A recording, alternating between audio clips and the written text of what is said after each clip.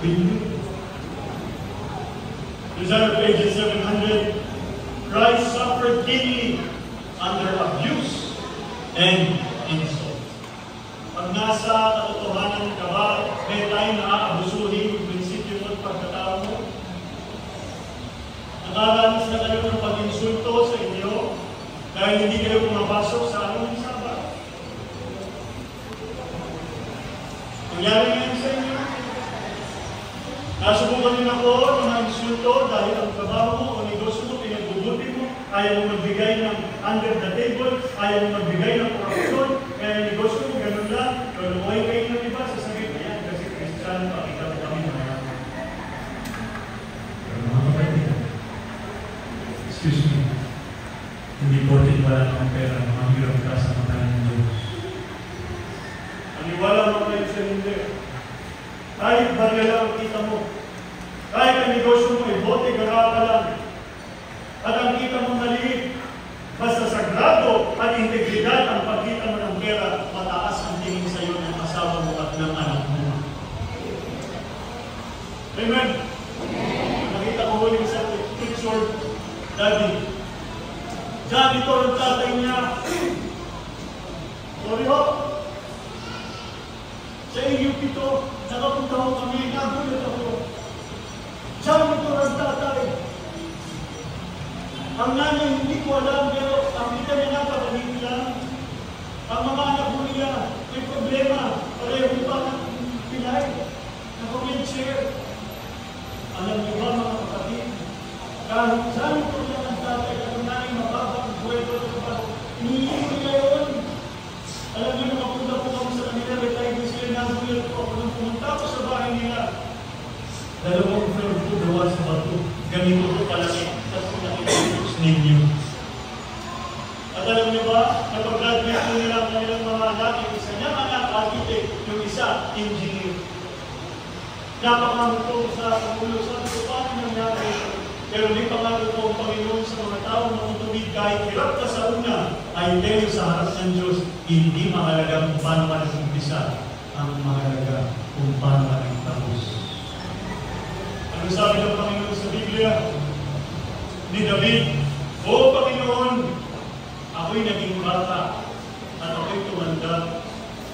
Pero kahit kailan hindi ko nakita na ang anak ng matuwid ay nanglimos upang kumain.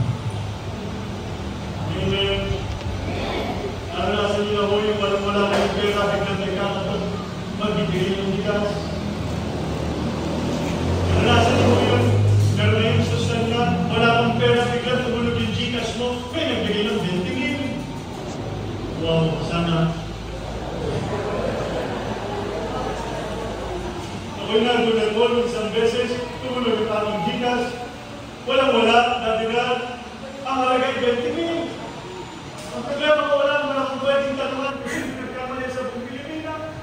Ang sinabi ko na, salamat po sa 20,000. BA 743, God suffered His wrath against transgression to fall on His beloved Son. Nagdusa ang Diyos Ama nung nakita niya yung sumpa na dapat nasa tao, ipinataw sa katawan at ulo ng kanyang anak. Yun ang pinapalawin ng Diyos. Mahirap ba makita mo yung anak mo may sakit? Mahirap ba makita mo yung anak mo may sakit? Yung pamangkin ko po, 4 years old, hindi makahinga, may sipon. Karagdagan na yung sister-in-law ko. Hindi talaga makahinga kasi hindi sa yung bata ko nila sa bibig. Gusto sa ilong pero hindi sa makahinga. Ang daming buhok, ang daming ko ng ano. Ang ginawa ko ng kapatid ko na anak niya. Ang ginawa niya ko yung ilong, sinisip niya talaga dahil anak niya. Imagine. Hindi ko kaya gawin yun. Pero pag anak mo pala, kahit kadiri, kahit mga kahawak, wala kang pakailan kasi mahal mo ka na. Pero imagine, yung Diyos naman, nakita niya yung anak niya, sinusunod. pinapalala. Pero pinigit niya yung mata niya na hindi siya nakagilang para iligtas ang bawat sa atin.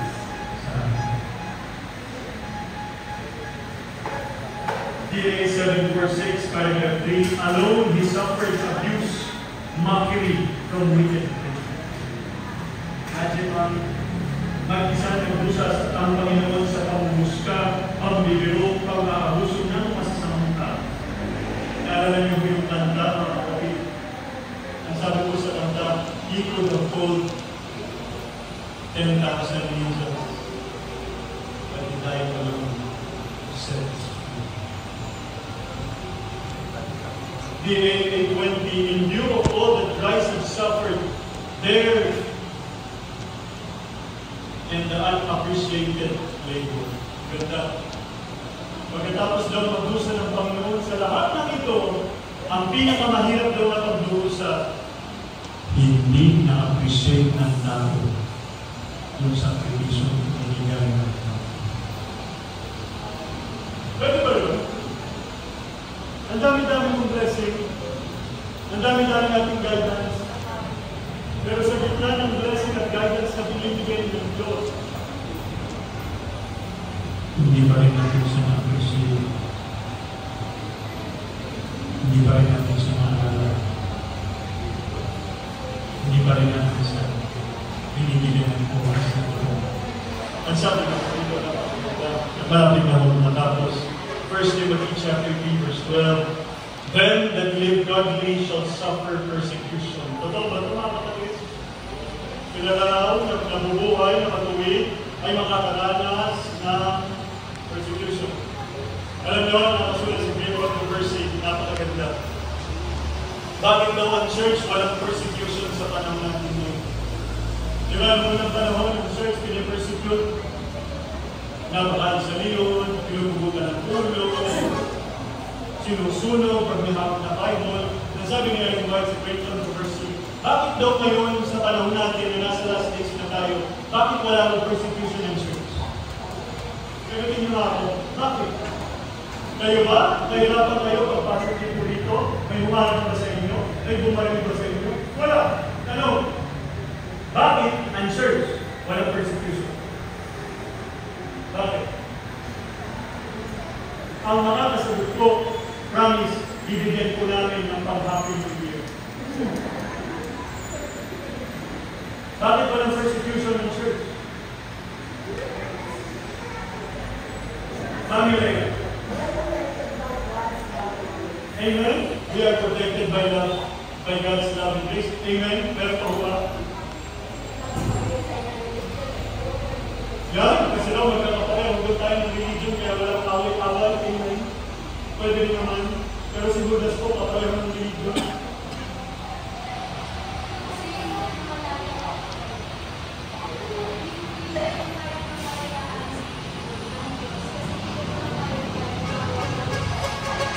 Binibigyan ko tayo ng kayaan ng Diyos. Pwede? Ma'am? Ma'am, may tumataas dito. Yan, matalino ito. Ano?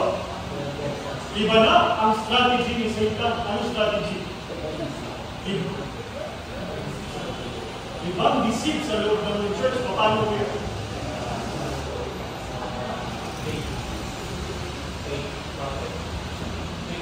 Mga fake prophet. Dahil na cellphone. Ano pa? Nanay. Si nanay. Nanay.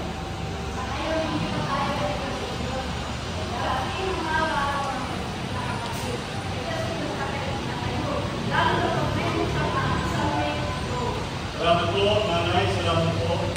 Alam ko, ano sa atin sa Great Controversy? Okay lang, honest to? Honest? Okay lang? Sabihin ko? Hindi mo sasaktan? Okay lang? Sabagay, ang daddy ko naman. Ang ninang ko naman. Sabihin ko? Yes! Ang ninang ko eh. Yes! Oh, tuga. Pinamarin eh. Ang sabi ko sa Great Controversy, the reason why the current church doesn't have any persecution, it is because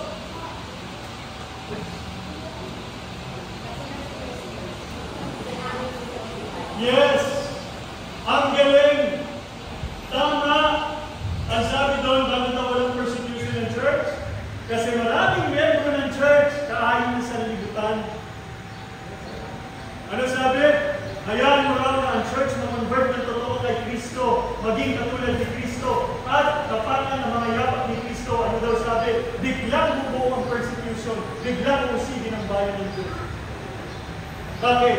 Kasi ang church na-convert sa mundo araw-araw, imbis na ang mundo ma-convert sa church araw-araw. Amen? Amen. Mga kapatid, sa pananamit pa lang natin eh. Okay lang, diretsahan? Yes. Nakasara naman yung pinto eh. Saka hindi naman ito nakalive. Ito naman ito. Ano nakalive? Patay. Pero hindi kaya mga kapatid, pagka tayo anak ng Diyos, kahit sabihin na natin na dapat mahalin natin ang tagamundo, hindi kaya dapat ang tagamundo, nararamdaman ng iba tayo sa mundo. Maniwala ko kayo. Huwag kayong tumingin, sumunod ko lang. Ano kung sabi sa Spirit of Prophecy? Testimonies Volume 1, page 550. Idinisenyo ng Diyos na dapat nating panatilihin ang ating pagiging simple at banal, ang ating pagkakaiba bilang natin. Disenyo pala ng Diyos na ang church niya, ang member ng church na raw, dapat simple ka lang, banal ka lang, simple plus banal equals iba. Amen? Ako patitinin nyo. Simple plus banal equals kakaiba. Habang nakikilala mo ba si Kristo, nagiging katulad ka ni Kristong banal? Yeah. Habang nakikilala mo ba si Kristo, lalo kang nagiging simple katulad ni Kristo? Tama? Pag si Kristo nasa iyo, magsusunod ka pa ba ng mga mahaling nilo? Tumagot kayo. Pag si Kristo nasa iyo, magsusunod ka pa ba ng mga mahaling sapatos? Yan ang sinasabi ko. Kaya mula lang naman ka. Mga kapatid, pag ikaw na kay Kristo, bibili ka ba ng 300,000 worth na cellphone? Bibili ka ba ng damit na worth 50,000? Napansin nyo? Napansin nyo? Hindi natin matanggap na hindi natin masabi din tayo sa tagamundo, pero pag tinignan ng Panginoon isa-isa at sinuri mo yung puso mo isa-isa, ano ba suot ko? Ano ba kinakain ko? Ano ba pinapanood ko? Saan ko ba ginugulo yung oras ko? Magugulat ang bawat isa sa atin, tagamundo pala tayong 17 Adventist.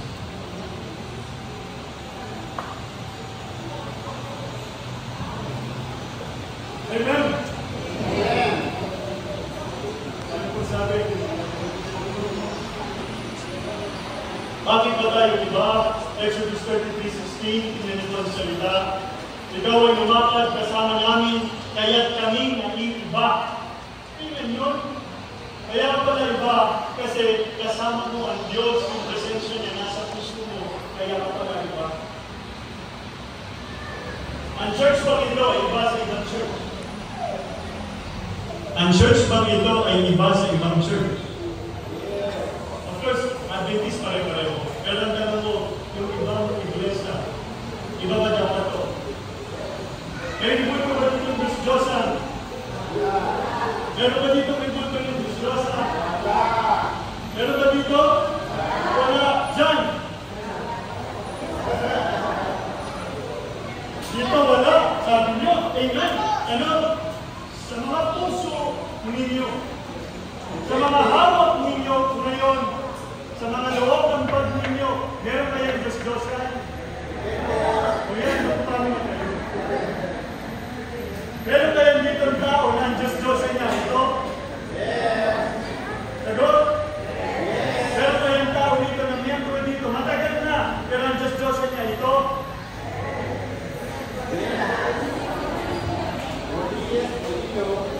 Pwede kaya? Mahirap mamusga. Mahirap mamusga. Alam niyo po ang inyong sarili. Bahala po kayo sa Panginoon. Amen. Kapatid, may sasabihin pa ang problema ko baka paganda kayo. Tapusin ko naman siguro. May isa na lang po, kaya baka paganda kayo. Tuloy na lang natin sa susunod na taon, 2026. Ano, tuloy ito mga. Dito naman nagsasalita, dito wala. Tuloy, tama na. Dito nagsasalita, dito nagsasalita. Tuloy, hindi. Talawin ko natin, tuloy ba? Tuloy na, tuloy. Ano tumatawag ng taho? But you see, brothers and sisters, the Lord is very near. And this is important to us. Okay lang po, basahin ko. Ang sabi ko dito, napakaganda. Titus chapter 2 verse 11, look at the words. Sapagkat nagpakita ang biyaya ng Diyos na nagdala ng kaligtasan sa lahat ng tao. Yung biyaya ng Diyos, nagpakita, may dalang kaligtasan. Tanong, sino yung biyaya ng Diyos? Ang sabi sa John 1:17, grace and truth came by Jesus Christ. So yung biyaya, si Jesus Christ. Amen? Anong klaseng biyaya o anong klaseng buhay yung pinakita ni Jesus na siyang biyaya? Ang ganda. Verse 12, na nagturo sa atin na matapos itakwil ang kasamaan at mga makamundong pagnanasa. Masama ba tayo pag natin nakilala sa Kristo? Yes. Makamundo ba tayo bago natin nakilala sa Kristo? Sino mahilig sa worldly music? Dati. Parokya ni Edgar.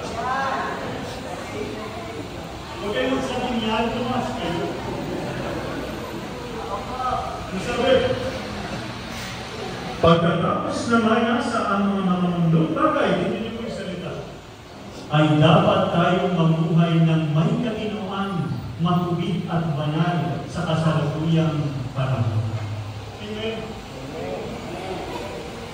Habang hinihintay daw natin ang Panginoon, dapat daw marapat na tayo ay mabuhay na may katinoan, matuwid, banal, ngayon. May salita po, banal, matuwid, matino, ngayon. Hindi bukas. Ngayon. Bakit? Hindi mo alam kung kailan ka mamamatay. Pag ang isang Seventh-day Adventist o kahit sinong tao, pag namatay ka, close of probation mo na. Hindi ka na pwedeng magbago. Hindi ka na pwedeng dasalan ng kandila ng pamilya mo para yung espiritu mo mula purgatorio mapunta sa langit. Kung ano ka na ngayon, pag nag-resurrection ng Panginoon sa third coming o sa second coming niya, sa first class. Kaya kung ano ang ugali mo pag namatay ka, yun na yun. So kung namatay ka, nagmumura, pag ginising ka ng Diyos, ang unang sasabitin mo, mura. Hindi, totoo nga. Ano sabi sa Spirit of Prophecy? A saint on earth will be a saint in heaven. Kung nalawa ugali mo sa mundo, it's just a preparation sa ugali mo sa langit. Hindi magmamagic ang Panginoon sa second coming niya, pagdating niya, magiging banal ka na sa isang titik. No! Ang preparation natin ngayon. Kung matagaw ka ngayon,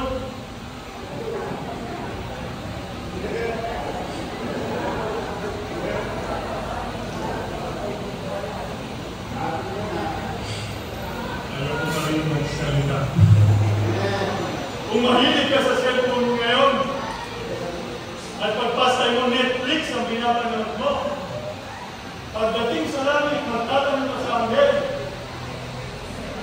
saan kami Netflix dito? I mean, brothers and sisters, forgive me. I mean, real talk, wala po akong format, wala po akong outline, I'm just speaking from my heart. Tapos nagpapagawa. Kung kayo magkalala, ulitin ko na po. Wala po extension to. Ayan na po, tapos na. Ayan, tapos na. Pero bago ako umupo, gusto ko lang po may iwanan sa inyo.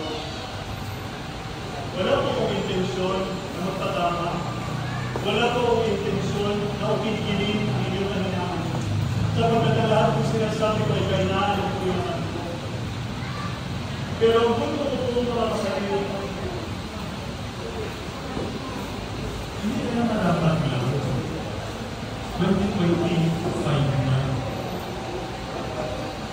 nag-enjoy na rin naman tayo sa mundo. Natikman na rin naman natin lahat. Bakit hindi ngayong taon mag-seryoso naman tayo para sa Diyos?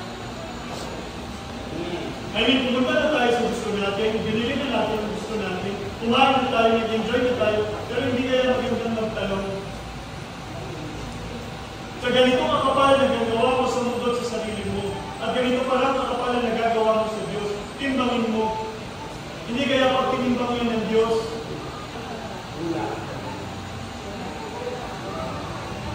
wala usmit lang, wala.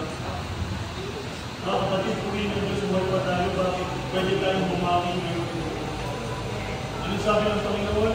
Kung sino man ang napalayo sa akin, hanapin na ako ng buong puso, masusumpungan niya ako, at pag sa'yo lumapit, patatawarin ko siya ng sagrado. Amen. Mga kapatid, maraming salamat po rin ng Panginoon. I hope and pray you are blessed. Pakisabi ko.